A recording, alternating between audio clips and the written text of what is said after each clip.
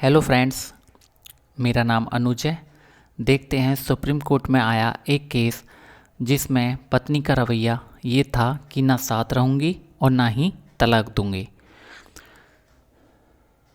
दोस्तों, इस जजमेंट की हिंदी और अंग्रेजी पीडीएफ का लिंक वीडियो के डिस्क्रिप्शन में है।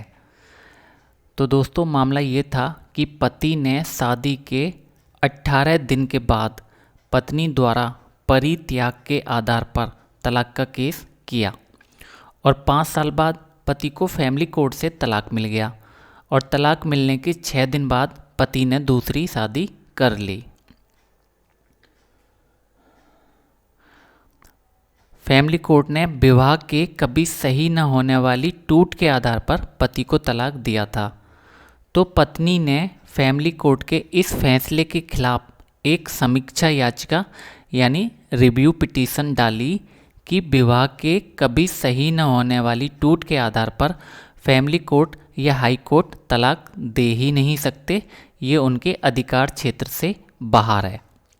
पत्नी की रिव्यू पिटीशन स्वीकार कर ली गई, जिसके खिलाफ पति सुप्रीम कोर्ट गया। तो देखते हैं सुप्रीम कोर्ट ने क्या कहा।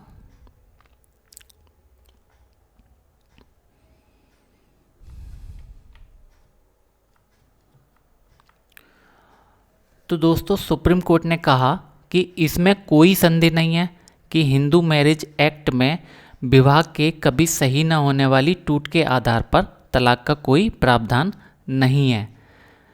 इसके बाद सुप्रीम कोर्ट ने कहा कि विवाह के कभी सही न होने वाली टूट के आधार पर तलाक के लिए किसी भी पक्ष को दोषी होना जरूरी नहीं है। इसके बाद सुप्रीम कोर्ट ने कहा कि तलाक के लिए नए आधार विवाह के कभी सही न होने वाली टूट को जोड़ने का प्रस्ताव रखा गया था, परंतु ये प्रस्ताव कभी पास नहीं हुआ। दोस्तों, विवाह के कभी सही न होने वाली टूट का मतलब ये है कि ऐसा विवाह जिसमें समझौता होने की गुंजाइश बिल्कुल भी ना बची हो, जिसमें समझौता हो ही नहीं सकता, यानी कि दोनों पार्टियां समझौता करने के लिए तैयार नहीं है, या फिर उनमें से कोई एक पार्टी है जो बिल्कुल भी साथ नहीं रहना चाहती, या दोनों पार्टियां ऐसी हैं जो बिल्कुल भी साथ नहीं रहना चाहती। तो कभी सही न होने वाली टूट का मतलब यही है कि दो पति और पत्नी में समझौता होने के चांस 0% हैं, यानी कि उन दोनों में समझौता किसी भी कीमत पर होने वाला नहीं है।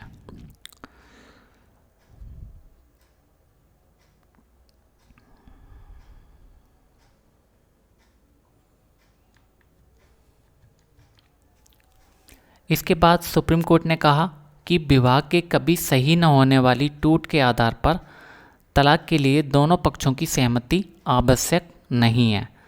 इसके बाद सुप्रीम कोर्ट ने कहा कि पति पत्नी 20 वर्षों से अलग रह रहे हैं और पति दूसरी शादी भी कर चुका है।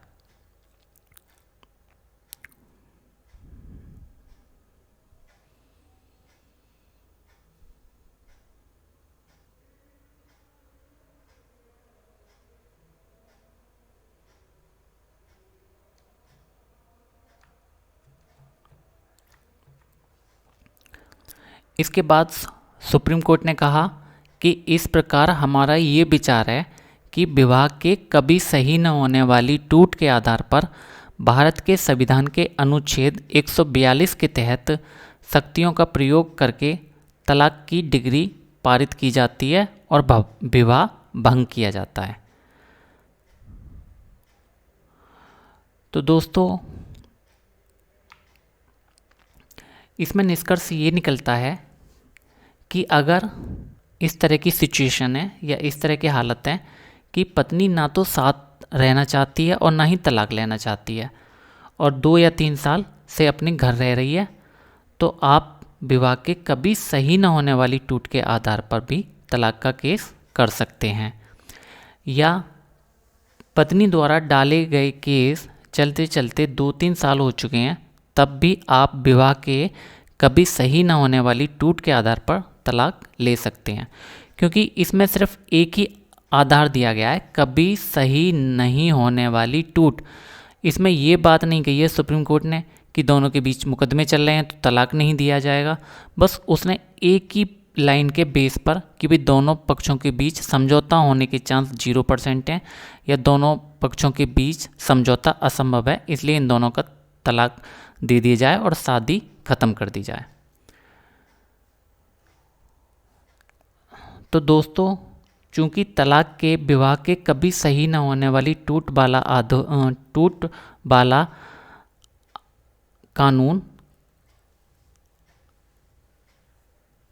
है ही नहीं, इसलिए इस आधार पर तलाक सिर्फ सुप्रीम कोर्ट ही दे सकता है, वो भी संविधान के अनुच्छेद 142 के तहत।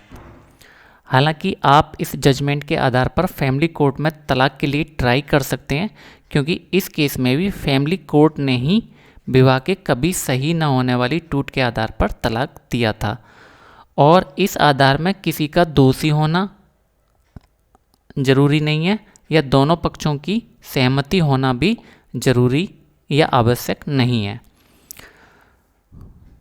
तो दोस्तों, इस वीडियो में इतना ही, मिलते हैं अगली वीडियो में।